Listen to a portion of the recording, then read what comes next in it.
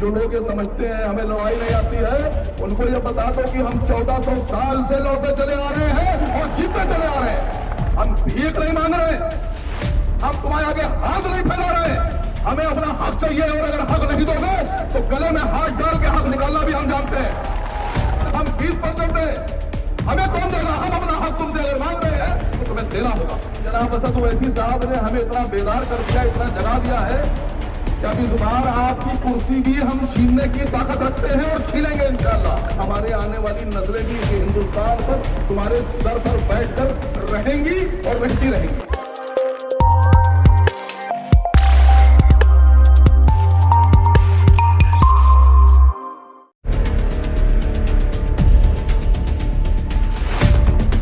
एक महीने में उत्तर प्रदेश चुनाव में चला जाएगा। इस बार लड़ाई 2 मोर्चों पे लड़ी जा रही है। एक मोर्चा हम उनसे ले रहे हैं जो ये कहते हैं कि मुसलमानों के 2 स्थान, हिंदुस्तान को नहीं कहते, वो बांग्लादेश का भी नाम नहीं लेते, वो सऊदी अरब, थाईलैंड, अमेरिका का भी नाम नहीं लेते। वो हमको बताते हैं कि हमारा स्थान पाकिस्तान या कब्रिस्तान। तो आपके कानपुर में इस मंच से उनको ये कहना चाहता हूं कि सुन लो, हम भारत के रहने वाले हैं और पूरी दुनिया में हमारा सिर्फ एक स्थान है और वो है हिंदुस्तान। तुम कितनी ताकत लगा लो, कितने भाषण दे लो, कितने इल्जामात लगा लो, हमारे आबा अजदाद इसी जमीन पर पैदा होकर यहीं दफन हुए हैं, हम भी इसी जमीन में दफन होंगे, हमारे आने वाली नस्लें भी इसी हिंदुस्तान पर तुम्हारे सर पर बैठकर रहेंगी और रहती रहेंगी। दूसरी लड़ाई हमारी किन लोगों से है?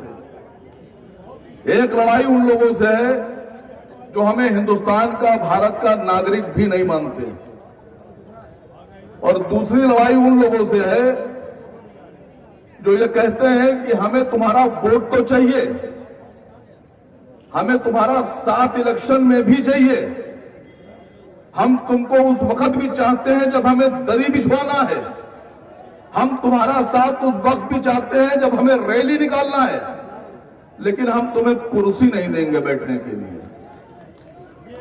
तो इस बार इस चुनाव में हमें और आपको ये कसम खाना है कि हमें उनसे अबकी से कुर्सी भी छीन कर लेना है। मैंने उत्तर प्रदेश में ये सवाल खड़ा किया कि 7% वाले यादव मुख्यमंत्री बने, 4 बार बने, 12% वाले जाटों की नेता मायावती जी 4 बार मुख्यमंत्री बनी, कांग्रेस भी आप लोग मुख्यमंत्री बनाते रहे, लेकिन हम 20% वाले लोग, क्या हमारी इतनी भी हैसियत नहीं है कि हम डिप्टी सीएम बन जाएं? आप मुख्यमंत्री तो हमें नहीं बना रहे हो, लेकिन आप हमें डिप्टी सीएम तो बना सकते थे। आप हमें अपने बराबरी की कुर्सी के थोड़ी सी छोटी कुर्सी दे सकते थे, अब आपने तो हमें नहीं दी। लेकिन जनाब असद ओवैसी साहब ने हमें इतना बेदार कर दिया, इतना जगा दिया है कि अब इस बार आपकी कुर्सी भी हम छीनने की ताकत रखते हैं और छीनेंगे इंशाअल्लाह। इस बार लड़ाई सरकार बदलने के साथ साथ मुसलमानों को हक और हुकूक दिलाने की भी है, और ये हक और हुकूक इस इलेक्शन में ले लिया जाएगा। मैं एक बात और कहना चाहता हूं, आज उत्तर प्रदेश हो या हिंदुस्तान हो, मुसलमानों के जो माली हालात हैं, जो कारोबारी हालात हैं, वो किसी से छुपे नहीं हैं। सच्चाई इस बात की है कि जिस मुल्क में हम रहते हैं, यहां का इंडेक्स ये कहता है, यहां का सरकारी आंकड़ा ये कहता है कि भारत में 85% लोग गरीब हैं और गरीबी की रेखा से नीचे रहते हैं। जिस हिंदुस्तान में 67.8% लोग रोज $2 की कमाई करते हैं, सिर्फ $2, 140 और 150 रुपए कमाते हैं। आज सवाल उन लोगों के लिए है सरकार से कि जो लोग 150 रुपए रोज कमा रहे हैं, अगर वो अपने बच्चों को अच्छी शिक्षा देना चाहते हैं तो कैसे देंगे? अगर वो बच्चों को अच्छी तालीम देना चाहते हैं तो कैसे देंगे? आज सरकारी स्कूलों में जो एजुकेशन का स्तर है, तालीम का स्तर है, वो इतना नीचे गिर चुका है, इतना नीचे गिर चुका है कि वहां कोई अपने बच्चों को पढ़ाना पसंद नहीं करता। और प्राइवेट स्कूलों में तालीम का माफियाकरण कर दिया गया है। एजुकेशन माफियाओं के हाथ में चली गई है। फीस के नाम पर गरीबों का खून चूसा जा रहा है। एक एक क्लास की मिनिमम फीस, छोटे छोटे क्लास की 6,000, 7,000, 5,000, 8,000, 10,000। जो आदमी 150 रुपए रोज कमा रहा है वो कैसे इतनी फीस देगा? अगर किसी के 3 बच्चे हैं या 2 बच्चे हैं तो जिस आदमी की इनकम ही 5,000 रुपए है वो अपने बच्चों की फीस कैसे 20-25 हजार रुपए, 30,000 रुपए महीना भरेगा? क्या सरकार को यह दिखाई नहीं पड़ता है? मजलिस-ए-इत्तेहादुल मुस्लिमीन से मैंने ये सीखा। मजलिस-ए-इत्तेहादुल मुस्लिमीन ने भारत के लोगों को यह बताया कि नेता कैसा होना चाहिए। कि जो बैठे हैं आपके सामने जनाब असद साहब, ये और इनके छोटे भाई जनाब अकबरुद्दीन ओवैसी साहब, उनके बारे में एक बात आप लोग को बता दें कि हैदराबाद में 12 इंटर कॉलेज हैं।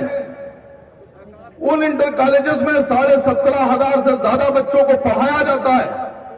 नंबर 1 की एजुकेशन दी जाती है। किसी बच्चे से फीस नहीं ली जाती है। किसी बच्चे से यह नहीं कहा जाता है कि यूनिफॉर्म तुम्हारे घर वाले देंगे। दवात, कलम, रबड़, कापी, किताब, बस्ता, जूता, मोजा, पेंसिल ये लोग देते हैं सलारे मिलत एजुकेशन ट्रस्ट की तरफ से। 17,500 बच्चों को अगर कोई मुफ्त में पढ़ा सकता है तो वो मजलिस-ए-इत्तेहादुल मुस्लिमीन और उसके हमारे रहनुमा जनाब असद साहब और अकबर साहब हैं। मिसाल पेश की है जनाब अकबर साहब ने, असद साहब ने। मैं आप लोगों से वादा कर रहा हूं, हमारी लड़ाई आपकी लड़ाई है।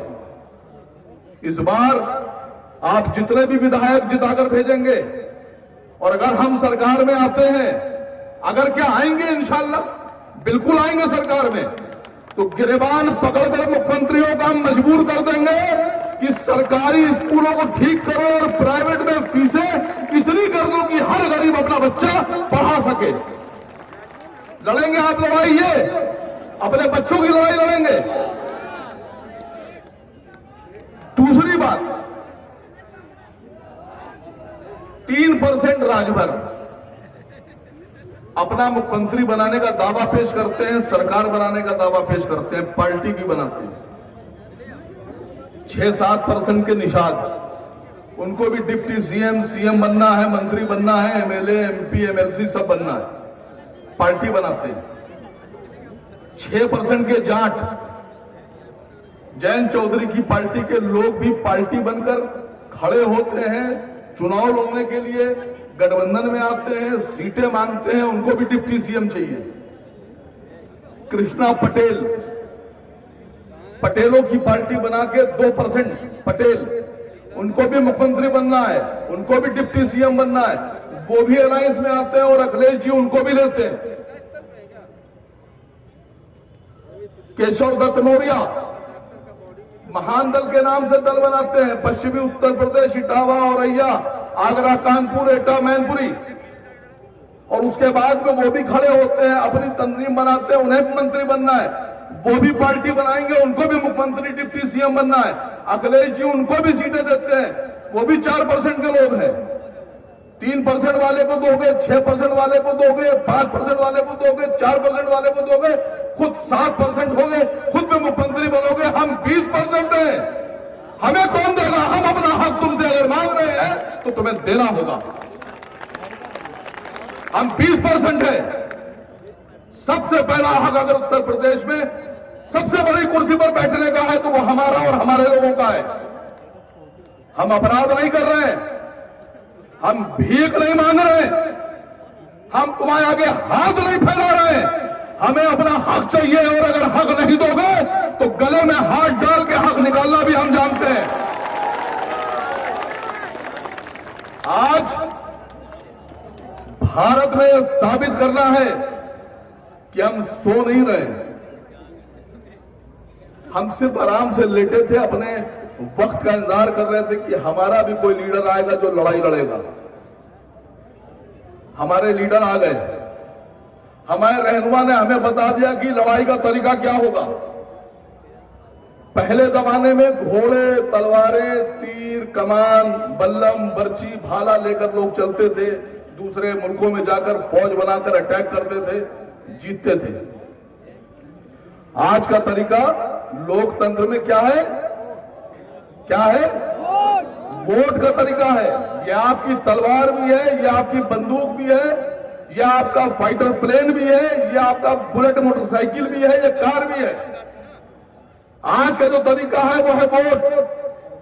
अगर आज आपको अपनी बराबरी की सीट पर बैठना है, अपने हक की बात करना है, अपने मंत्री बनाना है, अपने मुख्यमंत्री बनाना है और इवन प्रधानमंत्री भी बना सकते हैं हम, और बनाना है तो हमारा तरीका, हमारी तलवार है वोट। इस वोट को उठाइए और लड़िए, और लड़ने के बाद इंशाल्लाह जीत उसकी होगी जिसके साथ अल्लाह है, और अल्लाह हमारे साथ है। हम बेईमान लोग नहीं हैं। एक साहब ने हमसे कहा राजभर चले गए, वो आपको धोखा दे गए। मैंने कहा धोखा उन्होंने नहीं दिया। असद साहब ईमानदार आदमी है।